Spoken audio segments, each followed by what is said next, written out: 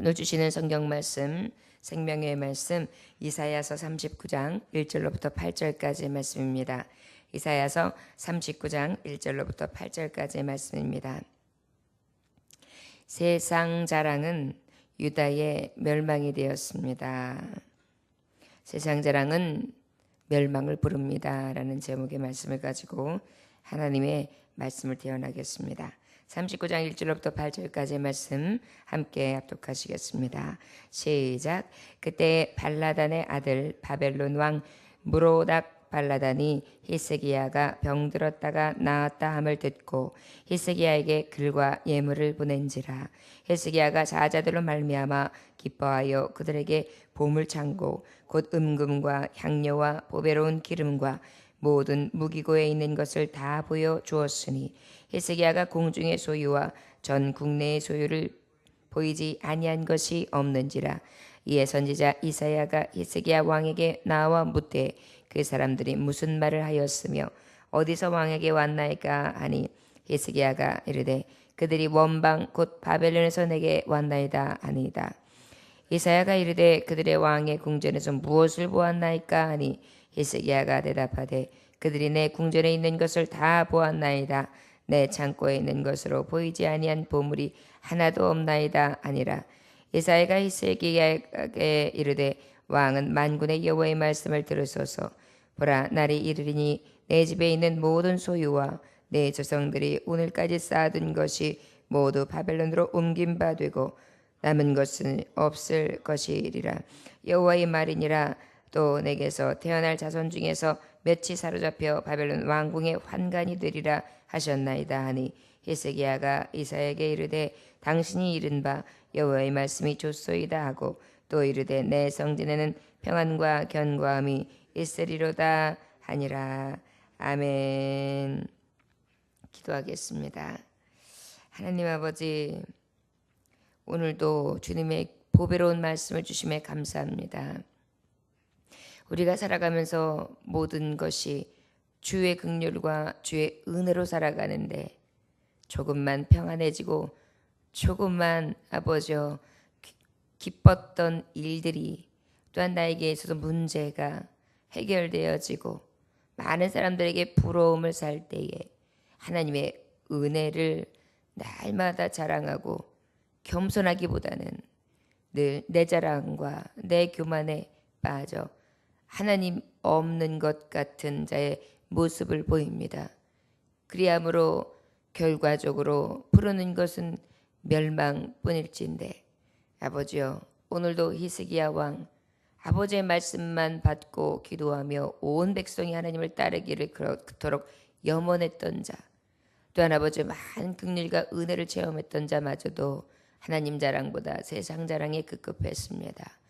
이 말씀을 통하여 우리의 이 부족한 신앙 가운데에서도 무엇을 자랑하며 무엇을 위하여 살아야 되는지 분명하게 깨닫게 하시사 하나님의 말씀을 통하여 온전히 주님이 원하시는 삶, 승리하는 삶을 살아갈 수 있도록 지혜와 은총을 부어 주옵소서. 오늘도 주의 말씀만을 듣고 깨닫습니다. 깨달을 자 아버지 복이 있다 하셨는데 깨닫게 하여 주옵시고 오직 겸손과 주님 앞에 기쁨이 되는 삶을 살게 하여 주옵소서.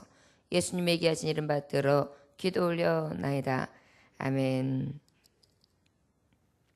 히스기야 왕은 어떻게 되었습니까? 우리가 37장 38장의 말씀에 보니까 위기가 왔지요. 위기가 왔는데 어떤 위기까지 왔지요? 아수르의 침략당함이 있습니다.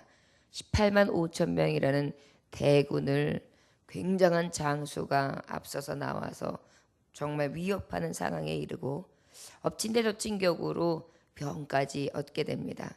그랬을 때에 하나님은 그 히스기야 왕이 벽을 바라보며 통곡하고 애통하는 것을 보사 불쌍히 여기심으로 어떻게 하십니까?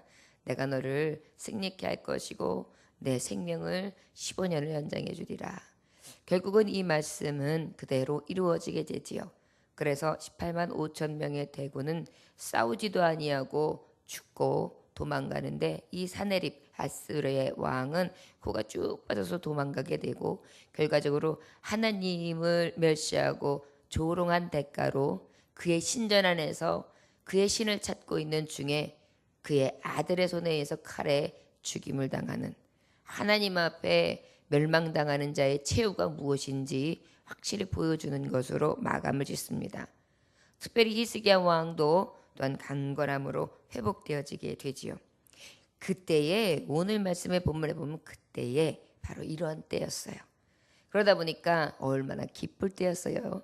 하나님 앞에 은혜도 받아서 정말 하나님 앞에 기도했더니 생명도 연장되어졌고, 또한 나라도 위급함에서 구해졌고, 그리고 온 나라가 평안에 이르렀고, 살아계신 하나님의 종됨이 무엇인지를 만천하에 고하는 그러한 은혜가 임하게 되니까 많은 옆 병방에서도 얼마나 부러워하고 또 두려워하는지요.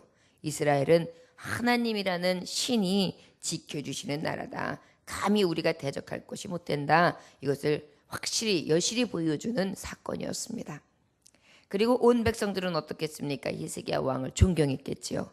그리고 따랐으며 하나님의 말씀이라면 아마도 순종하는 길로 나아갔을 것입니다. 그런데 이것으로 인하여 그 주변 국가인 바벨론에서 그 오늘 말하는 모로닥 발라단이라는 그러한 왕이 누구를 보내느냐면 사자를 보내요. 그래가지고 히스기야 왕이요, 세상에 이러한 은혜를 받다니 당신은 정말 훌륭한 왕이십니다. 그래서 여러 가지 장문의 글을 탁 써가지고 축하의 메시지를 보내고, 그 다음에 많은 예물을 보내줘요. 사실 바벨론이라는 국가는 강한 나라였습니다. 그리하여서 이 아수르가 강해진다는 것은 이 바벨론에 의해서는 늘 견지해야만 했고, 그 다음에 그것으로 인하여 자신들이 가지고 있었던 그 야욕, 그 다음에 세계를 제패하고 싶어하고 그 야망을 가지고 있었던 마음들이, 그 사실은 아수르라는 나라가 강해짐으로 말미암아서 꺾일 수도 있고 반대로 침략당할 수도 있고 위급한 상황을 만날 수도 있고, 강한 나라가 더 강하게 일어날 수 있는 계기가 될 수 있었는데, 아수르 나라를 보기 좋게 꺾었으니 얼마나 마음이 기뻤겠어요. 그러다 보니까 이쪽으로 보물도 보내주고 아주 기쁨으로 막 뛰었겠지요. 마음을 기쁘게 했습니다. 그랬더니 붕 떴어요. 또 금세 애통하고 하나님 앞에 겸손했던 왕이 그냥 또 조금 이렇게 하니까 붕 떠가지고 교만해져서요, 그 사신들에게요 가지고 있는 은근 보물 창고를 다 열어서 우리나라가 지금 이러한 은혜를, 이러한 부를 누리고 있다 그러면서 부를 자랑했어요. 그리고 모든 무기고와 자신들이 가지고 있는 방비하고 있는 모든 군사력과 그들이 가지고 있는 모든 좋은 것들을 사신들, 남의 나라 바벨론이라는 나라에게 다 보여준 거예요. 얼마나 자랑을 하는지요. 여기는 하나님 자랑이라는 건 없어요. 하나님이 나를 이렇게 정말 멸망 가운데 건져주셨다. 하나님이 아니었다면 우리나라는 이렇게 될 수 없었다. 하나님은 이렇게 하셨고, 거기다가 낮을 더 오게 하셔서 저 나라를 완전하게 패망하는 것을 보여주시기 위해서 해를 10도나 물려주실 수 있는 그런 분이셨다. 우리 하나님이 최고다. 이렇게 자랑했어야 되잖아요. 그런데 그런 자랑 하나도 없어요. 그죠? 내 나라를 내가 이렇게 강하게 했다. 내가 내 나라를 이렇게 부욕해 했다. 그러면서 아주 왕으로서 권위와 건세를 한없이 자랑하게 됩니다. 이 자랑을 하는데 마지막 4절에 보면은 뭐라고 말씀해주고 있어요? 이사야가 이르되 그들이 왕의 궁전에서 무엇을 보았나이까 하니 히스기야가 대답하되 그들이 내 궁전에 있는 것을 다 보았나이다. 내 창고에 있는 것으로 보이지 아니한 보물이 하나도 없나이다. 아니, 이사야 선지자가 물어볼 때에 뭘 보여줬느냐고 이것이 궁금해서 했겠어요? 깨달으라는 거죠. 우리가 하나님의 말씀이 무엇인가 딱 선포되어질 때에는 하나님이 모르심도 아니에요. 그러니까 성도들이 하나님의 말씀을 받을 때 이 말씀이 내게 왜 선포되어지는가를 늘 생각하면서 오늘 내게 주시는 말씀이다 하면, 내가 또 뭘 자랑했는가, 내가 또 겸손하지 못한 모습은 무엇이 있는가. 이사야 선지자가 성령께서 오늘 나에게 너 도대체 뭘 보여줬냐, 세상 사람들에게 넌 뭘 보여줬냐, 뭘 자랑하고 다녔나, 가만히 생각해 보니까 내 부를 자랑했어. 내가 가지고 있는 것을 보잘것도 없는데 들춰내면서 나는 이래, 나는 이렇게 살아가, 나는 이 정도야, 나를 과시하고 있는 거예요. 이것을 지금 깨달으라는 것으로 이사야 선지자를 통해 말씀하신 거거든요. 그런데도 딱 이야기를 해요. 얼마나 또 철저하게 정직합니까? 제가 가지고 있는 이 보물들을 다 보여줬나이다. 그때까지도 깨닫지 못해요. 우리가 깨달아야 되죠. 그럼 선지자여, 내가 가만히 생각해보니 하나님을 증거하지 못했습니다. 어찌하리까? 내가 이렇게 인간의 모습, 이 누추한 정말 이 교만하고 타고난 이 죄성을 내가 또 깨닫지 못하고 이렇게 방자했나이다. 어찌하리까? 그래서 얼마나 좋아요? 그런 말씀이 나오질 않아요. 이미 교만이 눈을 가리운 거예요. 5절에 보니까 이사야에게 이르되 왕은 만군의 여호와의 말씀을 들으소서. 이것에 말씀을 해요. 이사야가 하나님이 전해주신 말씀을 그대로 전합니다. 우리 6절 한번 읽어볼까요? 시작. 보라, 날이 이르리니 내 집에 있는 모든 소유와 내 주상들이 오늘까지 쌓아둔 것이 모두 바벨론으로 옮긴 바 되고 남은 것이 없으리라. 여호와의 말이니라. 내가 보여준 보물창고, 내가 보여줬던 이 부귀영화, 이 모든 것들이 이제 바벨론 것이 될 것이다. 바벨론이라는 나라에 보물창고에 들어갈 것이다. 아무것도 남은 게 없게끔 싹 보내질 것이다. 그 자랑했던 것 누구의 것이나 보자. 얼마나 무서워요. 결국은 이 예언의 말씀은 이루어지죠. 남유다는 바사이에서 바벨론에서 망하고 맙니다. 이것이 이제 이렇게 귀하다 하고 영광스럽다 하고 하나님의 말씀만 따랐다 하는 왕에게 보여줬던 말미 마지막 모습이고 그것에 대한 결과 하나님의 응답이었습니다. 우리는 늘 아버지 앞에 섰다 할 때 넘어질까 조심해야 될 줄 믿습니다. 회복되었을 때, 은혜가 충만할 때, 하나님의 긍휼과 하나님의 기회를 내게 주셨을 때 그때도 어떻게 해야 될까요? 내가 하나님의 은혜로 산다. 내가 아버지만을 자랑해야지 내가 무엇을 자랑하리요. 이런 마음이 우리에게 있어진다면 아마 이것은 멸망이 아니라 축복이 되겠죠. 우리가 이 말씀을 받을 때에는 왜 이 말씀을 주실까요? 경고망동하지 마라. 그리고 늘 아버지 앞에 겸손하고 사람 앞에서 너희가 자랑할 것은 오직 하나님의 은혜이지. 인간의 자랑이나 인간의 사슬이나 인간이 가지고 있는 지혜나 인간이 가지고 있는 은근패물, 보잘것없는 것, 하나님의 입김, 콧김 하나로 사라질 것, 안개와 같은 것, 아무것도 아닌 부질없는 것이 자랑이 되지 아니하도록 주의하라. 이것이 바로 우리에게 주시는 말씀이라고 깨닫는다면 깨닫는 자가 복이 있을 줄 믿습니다. 그리고 난 다음에 7절에 이어서 이사야 선지자가 하나님의 말씀을 전해요. 또 내게서 태어날 자손 중에서 몇이 사로잡혀 바벨론 왕궁의 환관이 되리라 하셨나이다 하니, 이것은 바로 어떤 것입니까? 아주 거센 풍랑이 오는데 결국은 무엇이에요? 더해지는 거예요. 이제 가지고 있는 보물만 빼앗기는 것이 아니라 가장 모멸스러운 거, 멸시가 뭐예요? 너희의 정말 이 자손 중 왕족이 태어나가지고 내시가 되고 너의 왕족이 태어나가지고 저들 밑에서 신하와 관리가 될 것이다. 이게 뭐예요? 포로가 된다는 얘기죠. 나라를 빼앗긴다는 말씀입니다. 여러분, 하나님은요, 교만한 자는 물리치세요. 근데 저도 그렇고 사람이 항상 교만함이 뿌리적으로 가지고 있는 것 같아요. 잡초들도 이상하지요. 싹 제거했는데 어느 순간 뒤돌아서면 아침 이슬물만 머금고 나면 쑥 자라나서 오히려 자라야 될 것보다 더 무성하게 자라잖아요. 그 다음에 아주 추운 겨울이 지나고 나면 잡초들이야 그냥 풀떼기질이니까 그 다음 해에는 사라지겠지 생각했는데 웬일입니까? 그 다음 해에 다시 봄이 오면 그 잡초들이 더 빨리 일어나서 성해집니다. 죄성은 마치 이러한 잡초와도 같은 것 같습니다. 더 강하게 일어나고 더 몹쓰게 더 삐짓고 더 빨리 자라나서 하나님의 영광을 드러내기보다는 가리우는 자의 그런 모습이 우리 안에 늘 있습니다. 이것을 타고 들어오는 것이 무엇이죠? 사단, 원수마귀죠. 교만을 타고 들어와 겸손을 빼앗고, 교만을 타고 들어와 은혜를 자랑하기보다는 내 자랑을 하게 하고, 겸손을 정말 교만을 타고 들어와 그 안에 정말 하나님께서 원하시는 자의 삶을 사는 것과는 반대되는 삶을 사도록 늘 어떻게 해요? 우리를 호시탐탐 노리며 우리를 유혹하고 미혹하는데 결국은 그 유혹과 미혹은 마지막 끝자락에 뭐예요? 멸망이라는 것입니다. 육도 멸망시키고 영혼도 멸망시키고, 이것이 사단의 계계이지요. 결국은 이 말씀이 그대로 선포되어지는데 히스기야 왕은 본인이 깨닫고 있잖아요.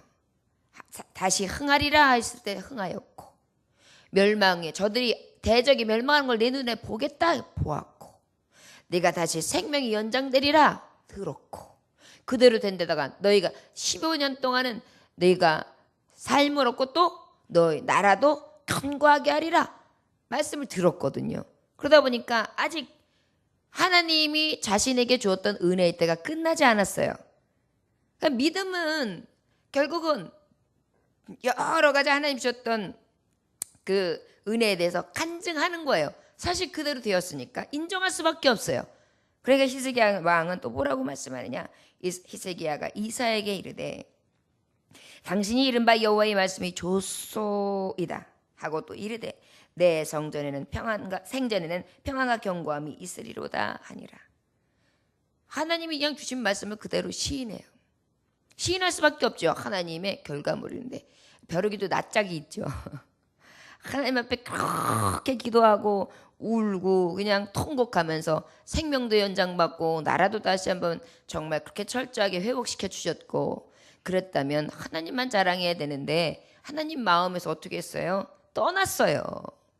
결국 이것을 통하여 정말 멸망을 초래하게 되는데, 사실은 한 번 더 하나님 앞에 긍휼을 구했더라면 얼마나 좋았을까라는 생각이 들어요. 우리 하나님은 어때요? 용서하시고 또 용서하시거든요. 우리 하나님이 한 번 용서했다고 끝나시는 분이 아니거든요. 그렇다면 이때도 다시 베옷을 입었어야죠. 제가 교만했습니다. 하나님. 또 잘못했습니다. 이제 하나님만 자랑하겠습니다.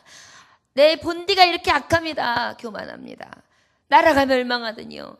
제 실수인데요. 하나님 나를 멸하게 하소서. 이렇게 기도해야 되잖아요. 그런데 뭐라 그래요? 그냥 깨끗하게 철저하게 맞습니다. 그대로 이루어지입니다. 그러면 내가 있는 이 동안은 이 나라는 그대로 견고할 것입니다.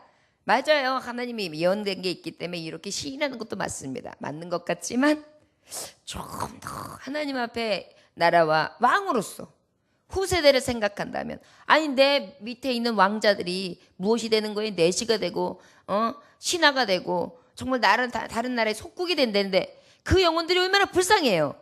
그러면 하나님 내 생명을 다시 연장했던 걸 걷어가신다 할지라도 나로 인하여 온 이 흥함이 나로 인하여 또 멸망하지 않도록 이 백성을 불쌍히 여겨주세요. 그러면 얼마나 좋아요. 그런데 그러하지 않았어요. 이러한 것을 보면 아마도 멸망이 왜 예견될 수밖에 없었느냐면 이 히스기야가 교만이 찼던 것 같아요.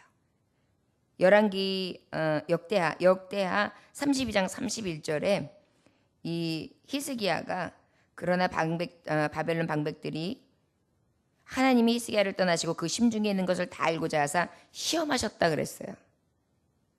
이사야 선지자가 이미 물어본 거예요. 뭐라고 대답하셨습니까? 시험했단 말이에요. 근데 그때 대답할 때 내가 여기 있는 보물창고를 보여주었죠.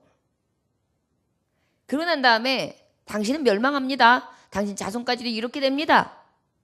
그러면 내 자랑, 내 기쁨, 내가 즐거워하는 것을 자랑할 것이 아니라 지금까지 승리하신 모든 비결은 하나님께 있었는데 하나님의 은혜를 자랑하겠습니다. 내가 잘못했습니다 라고 해야 되잖아요. 이 시험 앞에 그 은혜를 수많이 받아봤으면 알잖아요.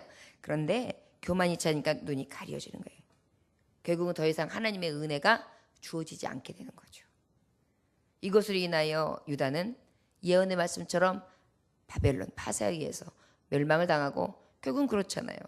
그곳에서 환관장 노릇을 하고 그곳에서 결국은 무엇이에요? 나라 뺏긴 서러움으로써 신한 노릇을 장면들이 그 위에 말씀에 보면은 기록되어 있지 않습니까? 결국은 속국이 되어서 나라 잃은 서러움을 대대로 물려주는 너무도 아픈 뼈아픈 세월들. 이 이스라엘 백성 선민으로서 암흑기, 하나님의 긍휼과 하나님의 말씀이 더 이상 예언되어 있지 아니하는 그러한 정말 슬픔이 가득한, 소망이 있으나 소망이 없는 나라, 그런 나라가 도래해지게 됩니다. 저와 여러분, 한 사람이 죄를 범하여 멸망이, 죄가 들어와서 사망이 왔지요. 그 한 사람의 사망이 온 인류를 사망케 했어요. 그런데 그 한 사람 예수 그리스도에 의하여 우리는 어떻게 되었습니까? 죄 사함을 받았죠. 우리 주님은요, 항상 하나님은요, 하나님과 나와의 관계를 중요시 여기세요. 히스기야 왕이 하나님과의 관계 속에 그 관계가 회복됨으로 나라도 회복되어지고 건강도 회복되었죠. 우리에게 주시는 교훈은 그래요. 나는 내 영혼을 봐. 다른 사람 중요하지 않아. 내가 오늘 내 영혼을 보고 있어. 너 하나님의 사람아, 너는 나를 온전히 바라고 있냐? 넌 나를 자랑하냐? 세상을 자랑하냐? 넌 세상을 의지하냐? 하나님을 의지하냐? 너는 지금 어디에 서 있느냐? 내가 너를 시험할 때, 내가 너의 믿음을 다시 한번 보겠을 때에 너의 믿음은 지금 어느 시점에 있느냐? 너의 신앙 고백은 어디에 있느냐? 물어보시고 계세요. 우리는 이렇게 하나님의 말씀을 통하여 세밀하게 교훈해 주시고 계시지 않습니까? 오늘 저와 여러분들은 하나님 앞에 교만은 온전히 내어버리고 지금까지 살아온 것 오직 하나님의 은혜인 것만을 자랑하고, 사도 바울처럼 오직 내가 자랑할 것은 예수 그리스도의 은혜라. 나는 이제 세상 자랑, 나의 집안이나 나의 배움이나 나의 건강이나 나의 어떤 육체적인 것은 다 보잘것없는 배설물로 여기고 오직 나의 자랑은 예수 그리스도의 은혜뿐이다 라고 고백하였던 것처럼 우리의 자랑은 무엇이 되어야 합니까? 예수님이요. 무엇을 먹든지 마시든지 눕든지 깨든지 무엇을 하든지 오직 예수님 자랑이 우리 안에 있다면 예수님은 내 안에 거하셔서 늘 긍휼을 베풀어 주시고 은혜를 베풀어 주시며 평강과 위로와 긍휼로 우리의 손을 꽉 잡아 주실 것입니다. 저와 여러분, 오늘 이 이사야 선지자의 말씀을 통하여 이 말씀이 새벽에 내게 내려주는 생명의 말씀이라 받고 그 말씀 따라 온전히 겸손함으로 하루도 무장하여 하나님, 내가 또 경고망동하여 내 자랑할까 두렵사오니 나는 그저 자랑할 것 없고 하나님의 은혜, 그 신실하신 주님만 자랑하게 하여 주옵소서. 오늘 한 날도 겸손하기 원합니다. 이렇게 간구하실 수 있는 저와 여러분들 되시기를 주의 이름으로 축원합니다. 기도하겠습니다. 하나님 아버지, 감사합니다. 늘 우리 마음에는 왜 이렇게 교만이 숨어 있는지요. 하나님의 은혜라고 하다가도 아버지, 나로부터 오는 은혜가 더 크고 내가 어찌하여 얻은 것처럼 생각하며 기고만장해질 때가 많습니다. 아니지요.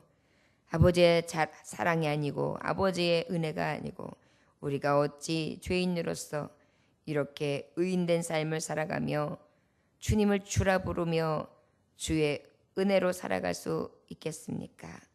오직 예수님 자랑하며 혹 내 자랑, 세상 자랑을 하였다면 다시금 주님의 말씀이 들려져서 아버지, 내가 또 이렇게 아버지 자랑이 아니라 내 자랑, 부질없는 안개와 같은 세상 자랑을 하고 있습니다.